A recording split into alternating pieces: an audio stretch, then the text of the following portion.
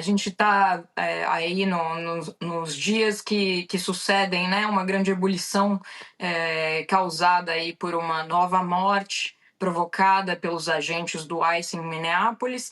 E a Casa Branca, Diego, parece que vai reverter, ou pelo menos vai mudar temporariamente aí o seu tom, o seu discurso, inclusive os seus enviados a Minneapolis. A decisão da Casa Branca ontem à noite foi a de retirar o chefe do controle de fronteira que vinha atuando ali em Minneapolis, o Gregory Bovino, que tem um perfil mais ostensivo de atuação, e ele vai ser substituído pelo czar da fronteira, Tom Homan, que é um homem de confiança de Trump, que já tinha atuado, inclusive, no primeiro governo Trump, e que é o responsável por ter obtido os melhores números de Trump em relação à imigração, que foi praticamente zerar a passagem de pessoas pela fronteira dos Estados Unidos com o México de maneira irregular. A gente está numa queda histórica desses números, é o menor número de encontros de imigrantes irregulares na frente em mais de 50 anos. E então, Tom Homan vai liderar as operações do ICE em Minneapolis depois que a morte do enfermeiro Alex Pretti gerou uma enorme comoção nacional, muito além da própria cidade de Minneapolis, uma grande tensão na população como um todo, inclusive porque as imagens o encontro, o incidente foi totalmente gravado e as imagens contradizem muito claramente o que disseram as autoridades federais sobre o que aconteceu ali.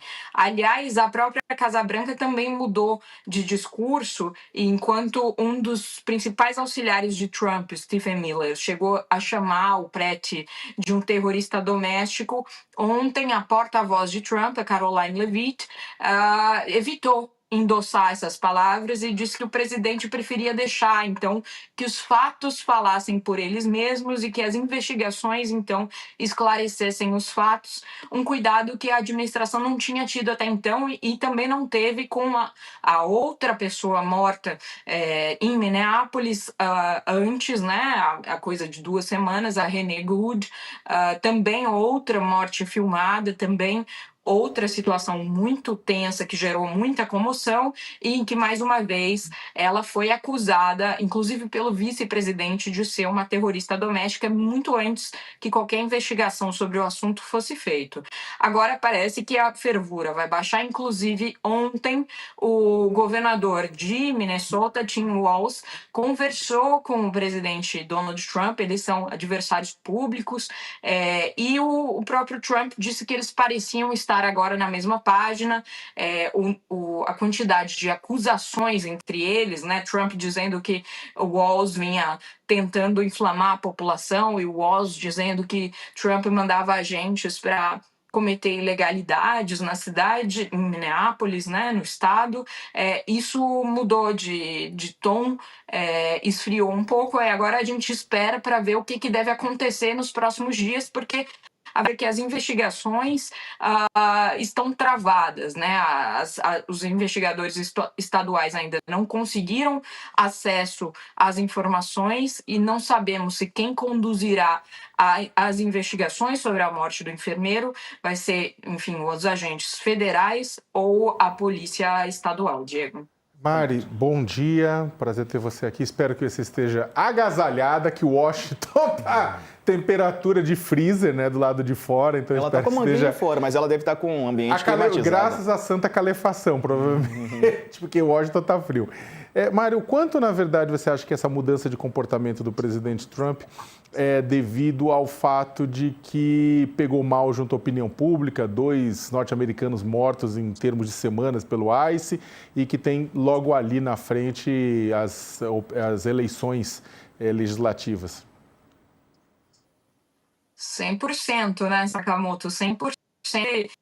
Certeza que o Trump ele está se movendo ele tem um termômetro muito acurado da opinião pública e ele está se movendo com vistas aos resultados que ele coletou ali a partir do incidente, das reações, enfim. Ontem mesmo a gente já via, inclusive, alguns senadores, tanto independentes quanto republicanos, ameaçando não aprovar o orçamento do governo, que precisa ser aprovado até o fim da semana para continuar funcionando, justamente porque o Trump reservou 170 bilhões de dólares para o Departamento de Homeland Security, que é o responsável pelo ICE, o que tornaria o ICE a maior agência estadual, federal, do país, o maior órgão do país em orçamento.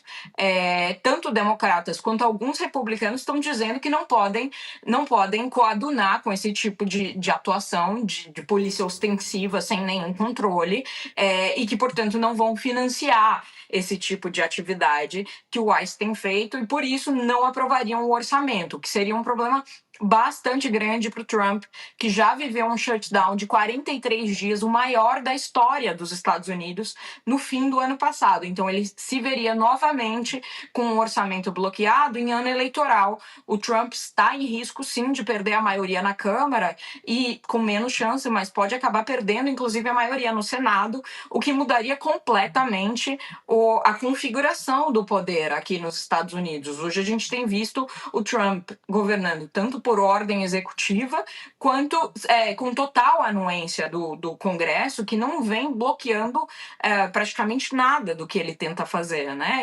E cabe muitas vezes à justiça, às primeiras instâncias, fazerem algum bloqueio, e isso cai fatalmente na Suprema Corte, que tem seu próprio tempo e também tem a supermaioria conservadora, portanto, tem dado também vitórias a Trump nesse sentido. Se ele perder a maioria legislativa, o jogo muda um pouco de figura. O Trump passa a ter um poder, de fato, lhe fazendo frente, o que hoje não acontece.